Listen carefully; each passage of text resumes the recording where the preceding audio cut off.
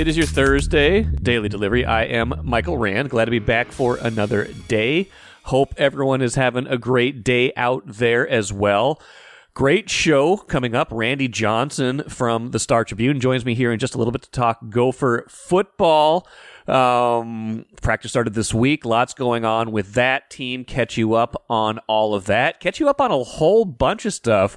Took a couple of days off in the middle of the week. Don't usually do that, but it's good to do that sometimes, especially when you have family in town. My dad was here, spent some time Tuesday doing a bunch of stuff with the family, went to the zoo, a bunch of other things that day. Wednesday, he and I went golfing for the first time in a while, and it showed.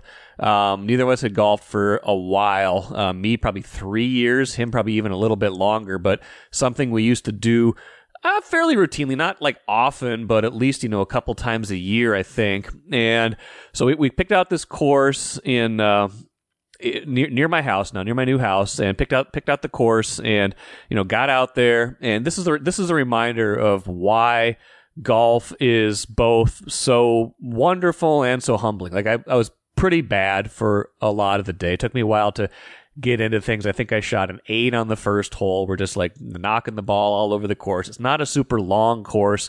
We've never been great golfers to begin with, but as the day goes on, you're not really like, we're not world champion golfers, so we're not worried as much about the score as we are about the experience. But if you're out there, like, you want to do well. We're only playing 9 holes. It's a 9-hole course. It's not like we're not playing a championship course either. So it was a perfectly fine course, nice course. I would go back there. Had a good experience, had a good time. But we're not trying to break par here. We're not trying to set the world on fire. We're just going out, knock the ball around a little bit for a couple hours, have some fun, rekindle something we used to do. But you still want to do well, right? You don't want to walk away from golf without feeling like, man, I didn't do anything positive at all. And there's usually like a couple moments. That's the thing about golf. A couple moments every round where you're like, oh man, if I could just do that every single time, I could be a pretty good golfer. And my moment for that was, I think, hole 5. Right, I'd been knocking it around all over the place. I was probably like 10 over, 12 over. I don't know what I was. A bunch of doubles and triples, a quad. I'm not a great golfer to begin with, but I hadn't played in a long time. I hadn't swung the clubs in a long time, so definitely some rust there. No touch around the green. I'm just blasting putts like 15 feet past the hole because I've got no idea how fast the greens are, what my touch is anymore. And again, not starting from a great baseline, but I get to hole 5, pull out the driver for the first time. I'm like, you know what? I'm tired of hitting the 3-wood, tired of hitting, irons off the tee. Nothing is going great no matter what. So I'm going to hit the driver. And, usually I slice my driver, something goes wrong. Driver is perfect. Driver is perfect right down the middle, par 4. And I got about 100 yards out, but there's kind of a tree guarding part of the fairway. So I'm like, okay, I'm gonna need some loft on this shot. So I get a wedge, and I'm like, no, I don't want that wedge. I don't know if I can get it high enough with that wedge. I take out my sand wedge, and I say, okay, I've really got to hit this. But this is probably about the maximum distance with this club, with this loft. If I hit it right, it should be good. But when do I ever hit it right? But I go into the shot with confidence. I'm saying, here, if I hit it like this is what it should do. And lo and behold, just beautiful, beautiful, beautiful shot. Right where I want it to be, about 3 feet from the cup. No kidding. 3 feet from the cup. I've been just all over the course all day. 2 great shots. Make the putt. So I start with like doubles, triples, quads. Then I have a birdie on hole 5. Didn't make a par the whole day, but that is golf for you, right? That is golf for you. Every once in a while, you do something right, and it feels really good. And after that, we went and played some pinball, our favorite game, Cyclone pinball game from a long time ago. We used to play that when I was a kid, so had a lot of fun yesterday, but nobody told me that I was going to miss all this sports stuff, just taking 2 days off from the show. So what I miss is going to be a big what I miss. It's not just what you guys miss. What did I miss? We got to start with the Twins and Comcast and the trade deadline. We'll get to some other football stuff at the end of the show, but we got to start with the Twins because we've been talking about TV stuff with this team for a long time, and there was a major deal a couple days ago. We learned that the Twins will be back on Comcast I think that starts today, but of course they don't play today. Their first game on Comcast will be Friday back on Comcast. Now, there is a catch for Comcast subscribers. They will be, as we expected, on the higher priced tier now. It'll be a higher pricing tier than it was before. They will be part of the Ultimate TV package, no longer on the Popular TV package. Now, this higher tier has other channels. It's not like you're only getting Bally Sports North on the higher tier.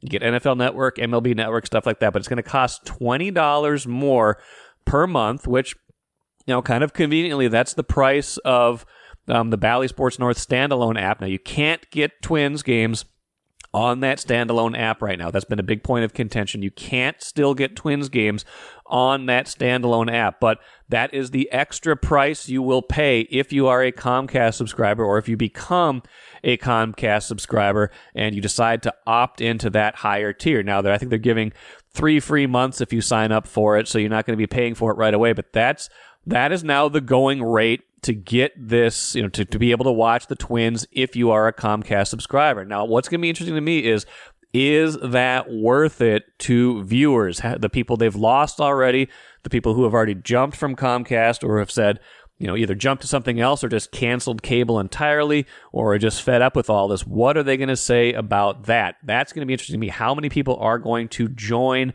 that higher tier for access to these other channels, but specifically Bally Sports North to get, Twins games, Lynx games right now, and then, of course, Wolves and Wild in the wintertime if you are a Comcast subscriber. So I'm going to be interested to see how, kind of what the damage is, what's the fallout from this, because this isn't just, people were pretty upset about this. By the time you get to the end of it, it's 3 months. You've missed half of a Twin season, and now you're going to be asked to pay more for basically the same thing you got before. Yeah, you're getting other channels too, like I said, NFL Network, MLB Network. If you don't want those things, though, and you're like, this is exactly what I used to have, I'm just paying more for it, that's not a great feeling. So I'll be curious to see how that piece of it plays out, especially considering, this is a good team. This is a team, though, that you got to the trade deadline, didn't do much, added one relief pitcher, and then called up Randy Dobnak. A lot of other teams did a lot of other stuff to kind of improve themselves. Twins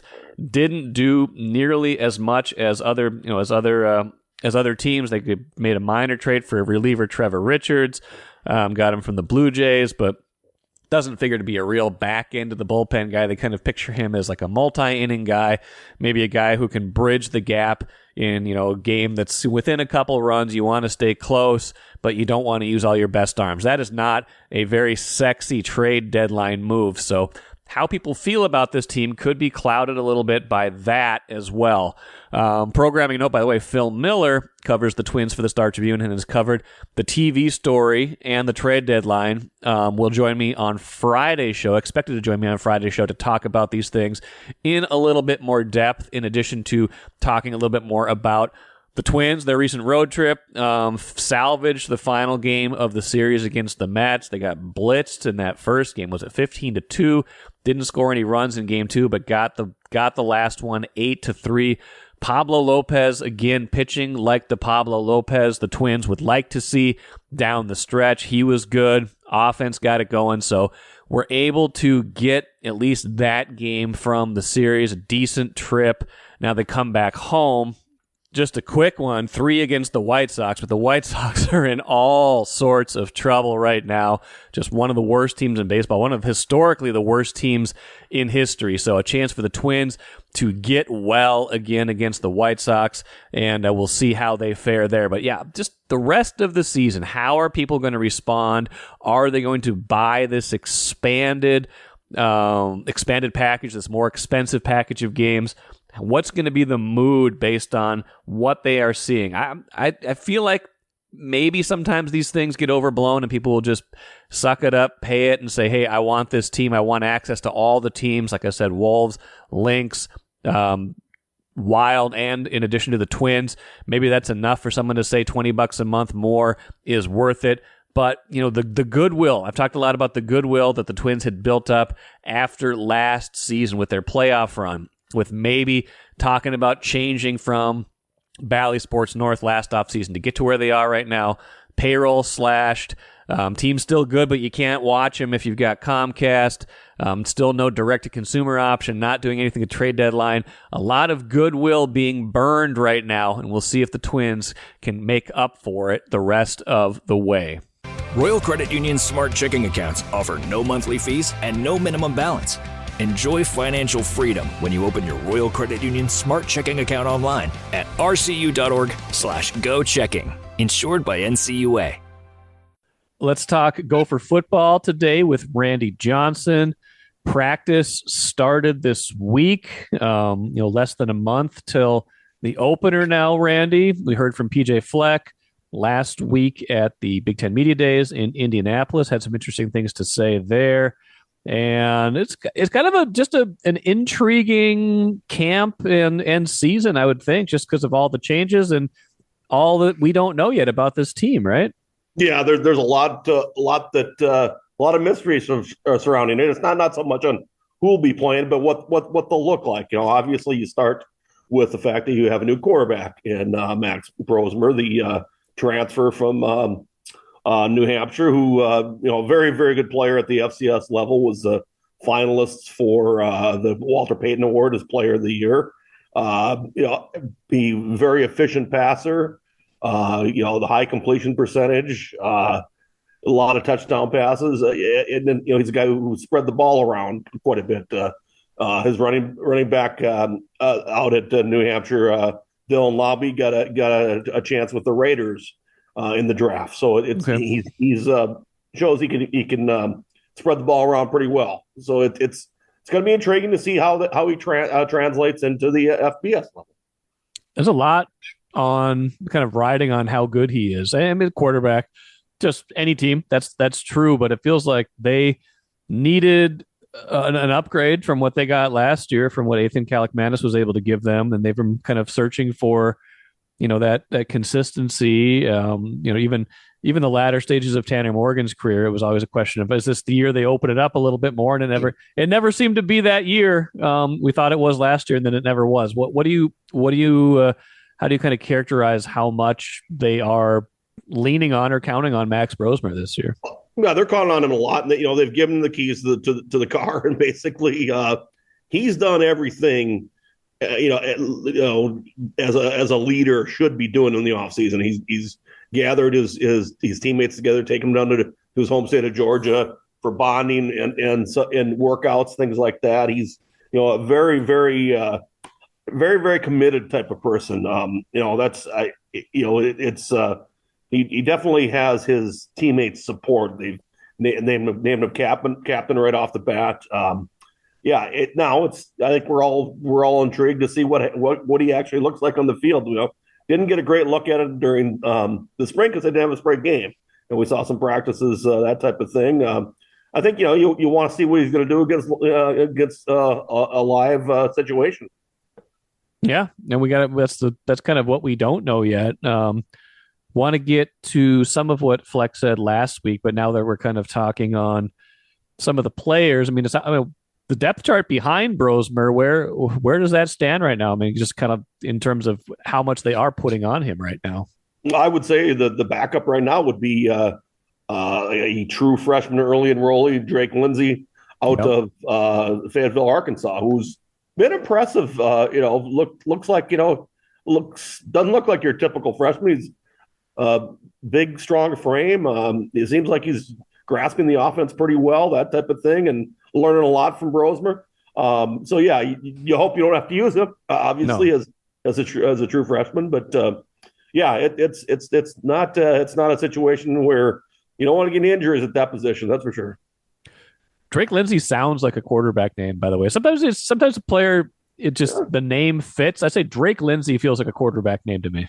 Yeah, could be.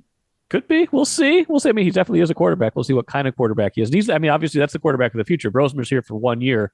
Yep. Now, Fleck has professed his admiration for graduate transfers, so it's not to say that Lindsay automatically gets the job next year, especially if things go well this year. But that's, ideally, that's your plan, right? You would love to have a guy for 2 or 3 years and not have to keep going this route. I think in the transfer portal era here, things are going to change a bit, and they have changed. I think PJ. I think you really saw it in the Wisconsin game last year. There was a third down play where an Nathan Gallick pass sailed above Elijah Spencer's head pretty bad, and Fiji was kind of on the sideline like, oh my God, what's going on? And right. You saw across the field, you saw Tanner Mordecai, the Badgers, a transfer from SMU, who was pretty good, who wasn't one of the best in the country, but just a solid guy who could make the throws and things like that. And I think it was kind of like, yeah, we need to get one of those. We need to get somebody who can plug in and play. I mean, you're going to see a lot more of that just this year in the Big Ten. I was at Big Ten media days, just looking at the rosters and everything, and not every quarterback situation has been settled yet, but right now it appears 14 of the 18 Big Ten starting quarterbacks are going to be transfers at one point or another. Wow. I mean, that's quarterback being the premium position it is, everybody's looking for one. I imagine these guys, within the NIL era, when you are sought after, you can command a certain price. So it doesn't surprise me that there are transfers of that regard, especially the kind of the graduate transfer out. But yeah, that's a big number, especially if it works that all 14 of them will be starters. Not to say that will be the case, but that's a lot of transfers in the Big Ten. And of course, the one date to circle for the Gophers purposes is November 9th when they go to Rutgers, who will, if things hold the way they are, they'll have Ethan Kaliak-Mass as their starting quarterback. That'll be wild. Like and frankly, like that's the kind of, maybe toss-up game that they're going to have to win more often than not this year to be better than a 5-7 team. Yeah, they have a lot of those type of games on the schedule. It's like you look at it and you're trying to project what's that record going to be, and it's like, well, yeah, can you project X number of them going one way or X number going the other way? There's a lot of games they should be in. Now, can they close them out? We'll find out. It's nice to know that they are a team that does run the ball well, so that always bodes well if you can control the game that way.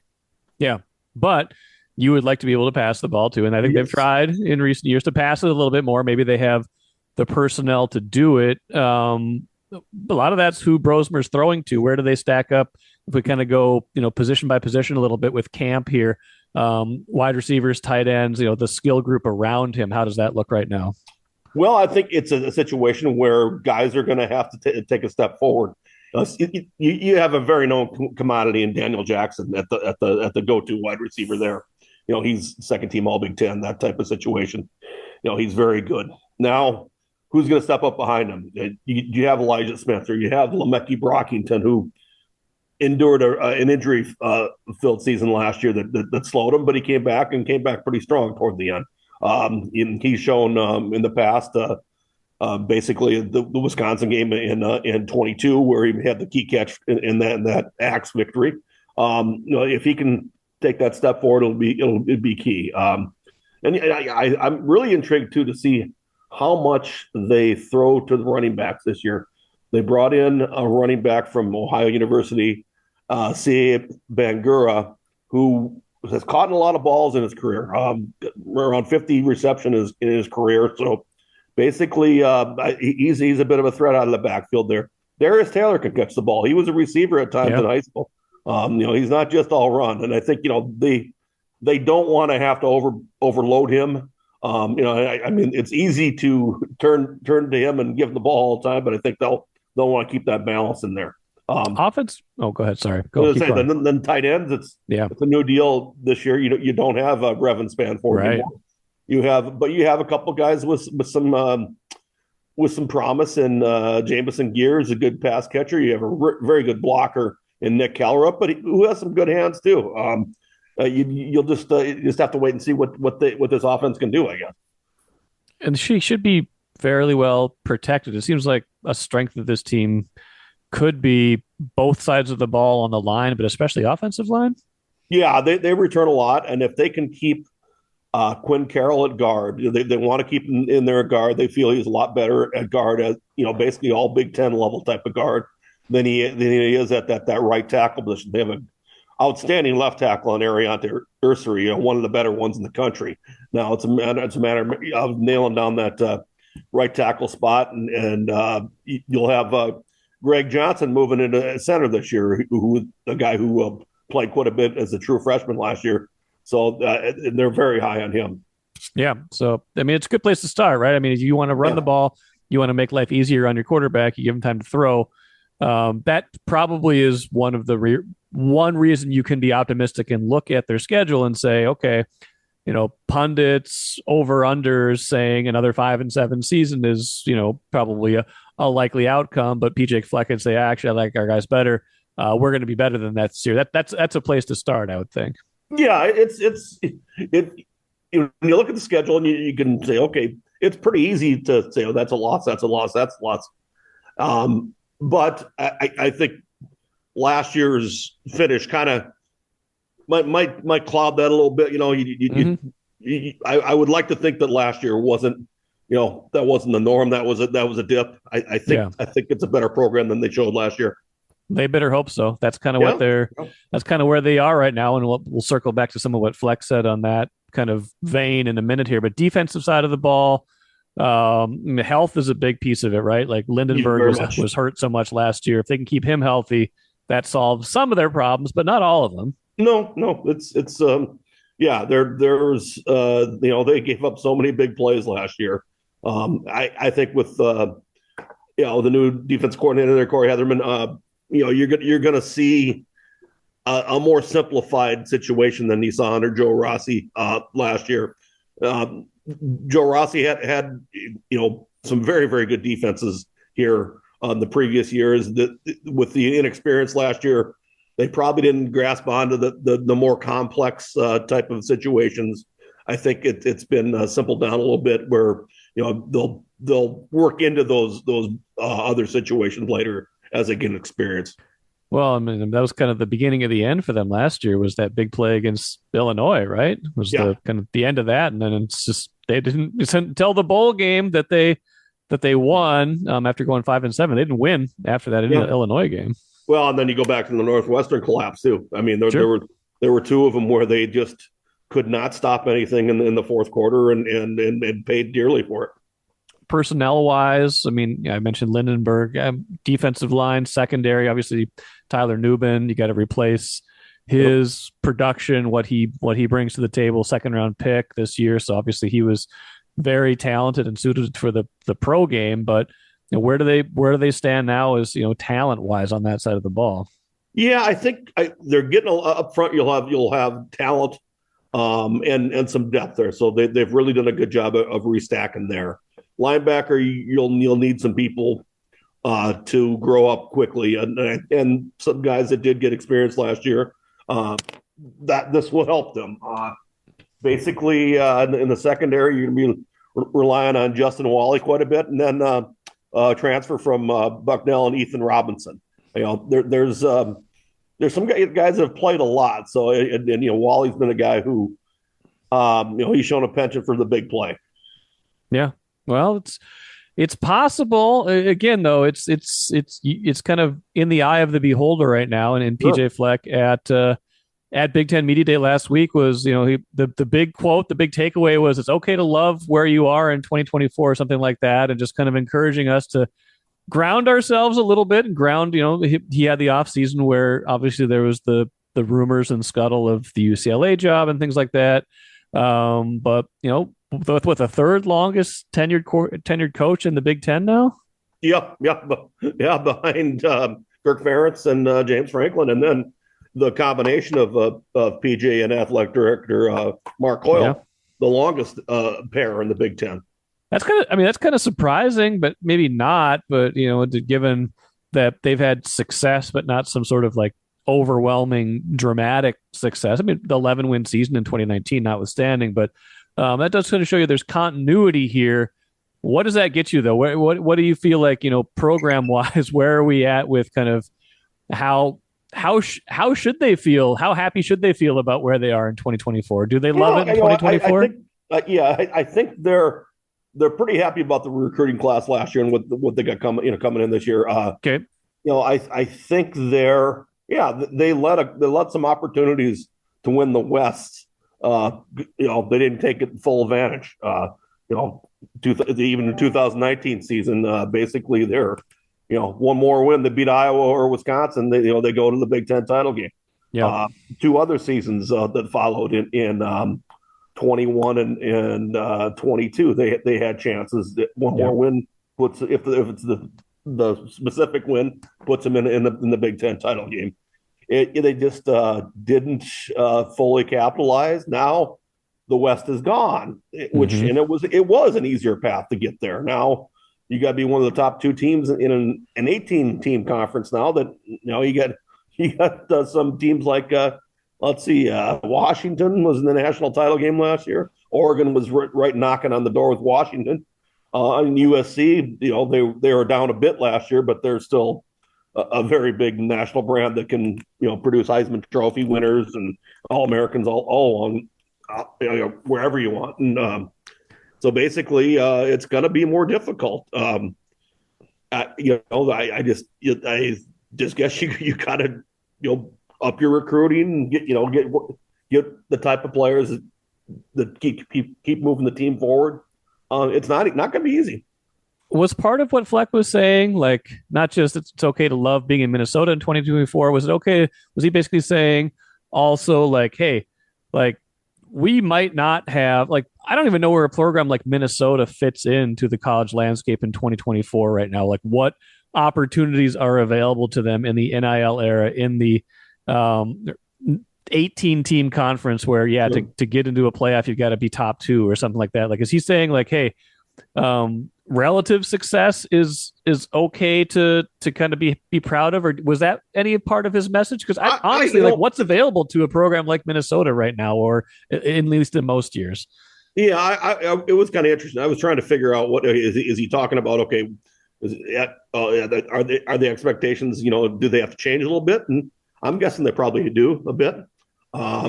Even I've talked to Mark Coyle in the past, and he had mentioned that expectations might be changed a bit with an expanded deal, expanded conference.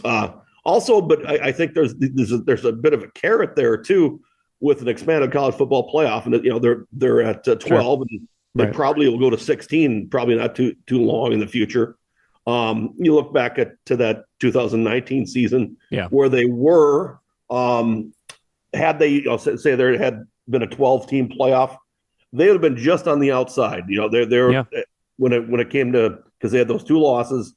When it came to selection, they would have been, I think they were around 14, something like that, in those rankings. So they won the bowl, barely missed. Yeah, but they flipped one more game than they're in. I think people would take a CFP a playoff appearance. In a second. Yes. Even though maybe if you don't get out of the first round, it's a little disappointing, but there's a chance if you have a really, really good team. Yeah. I guarantee you, if Minnesota, even if they expanded to 16 seasons, if Minnesota got a team in the college football playoff, people would celebrate that. That would be an accomplishment. But like, it's going to be that much harder just because of, look at all the great teams in the Big Ten. We keep talking about this. Like you mentioned all the new teams coming in. Like you still got Ohio State, Michigan, all these teams in the Big Ten. It's not going to be easy. But that's college sports. It's never been your teams in the bottom don't get first round draft pick. Don't get the higher draft pick. Right. They get the worst draft picks because the blue bloods they keep getting the best players. There's no tanking in college football. You can't. No, you can't tank your way to a title. No. No, you can tank, but you're not tanking to get better. You're just going to keep tanking. Yeah, hey, the one nice thing about it is at least with college football, we don't have to complain too much about the owners not spending enough money at the trade deadline. That's true. That's true. That's true. We got plenty of complaints about that as well. Well, we'll see how the season plays out. I thought his comments were interesting. Just kind of, is he trying to reframe expectations? Is he trying to say, hey, look, we've got a pretty good thing going here. Let's appreciate it. Or is he managing or reframing expectations? I guess, I almost thought too, was he trying to convince himself that, hey, it's okay to stick around in Minnesota. Maybe. Yeah, maybe there's that too. And, but it would have been kind of crummy to build. Would have been crummy to build a new house and never get to live in it. So I guess it's probably just as well to stick around and see what that's like. Because didn't he say they were moving in like right now, basically? Yeah, they're during training camp. Yeah, he said He said they were like a couple weeks away. Last week. So well, it'll be a busy time at the Fleck household, I'm sure, and an intriguing year for the Gophers. I'm sure we'll check in a time or two before the season starts, and definitely during the year. Randy Johnson, appreciate it. Talk to you soon. Sounds good, Mike. Thanks a lot. Great stuff from Randy. As always, follow his coverage, Star Tribune, StarTribune.com. And oh, by the way, StarTribune.com looks a little bit different. You might have noticed a relaunch, a revamp of StarTribune.com. Go check that out as well. Lots of good stuff there to check out. As we kind of remake how it looks, remake how it functions. So go check that out as well. A couple other things to plug here before we get to the cooler. Access Vikings podcast, expecting to record one of those tomorrow with Ben Gessling out in Eagan. Lots going on at Vikings camp. Quarterback battle, of course, the big one. Everyone always watching Sam Darnold, J.J. McCarthy, how that is going. Ben and I will talk about that and more tomorrow, and look for a new and improved Vikings newsletter from the Star Tribune coming out very soon as well. So lots of new things, lots of exciting things. Check those out soon. The cooler, Aaron Rodgers. Apparently he and Garrett Wilson, his best receiver, are often having heated conversations on the sidelines, often having to downplay them because they're saying, hey, it's just two competitive guys trying to get on the same page. Two great players, one his primary receiver, one a Hall of Fame quarterback. Also the possibility, though, that Aaron Rodgers is not the world's nicest teammate. We might have seen that over the years in Green Bay, alienated a lot of receivers over the years, in my estimation. Maybe Packers fans would see it differently, but not always the world's most gentle, nicest teammate, especially to his receivers, his fellow offensive players. This is a big year. This is the point I want to make. This is a big year for Aaron Rodgers' legacy, right? Like, he's taken a lot of hits for a lot of his off-field stuff in the last 3-4 years. He's taken some hits for his performances last year in Green Bay. Then he gets hurt last year. All this build up, and he gets hurt right away. Not his fault, but that's part of his legacy too. If he can have a great year in New York, a lot of that gets restored. But if he is healthy and the Jets go 7-10, 8-9, there's a lot of infighting, a lot of bickering, a lot of this and that, a lot of leaks, a lot of what we saw last year, but on the field as well. This is not going to be a great end to a great career for Aaron Rodgers if that happens. So a big year for Aaron Rodgers' legacy. Hasn't been a great last couple of months so far, with missing that mini camp and now having some arguments at training camp. But again, winning, performing solves a lot of problems, and maybe he will turn it around once the bright lights come on in September. That will do it for me today. Like I said, Phil Miller expected to join me on Friday's show to talk Twins, all of the stuff we missed in the last few days. Until then, I am Michael Rand. Have a great rest of your Thursday. Back at it again tomorrow.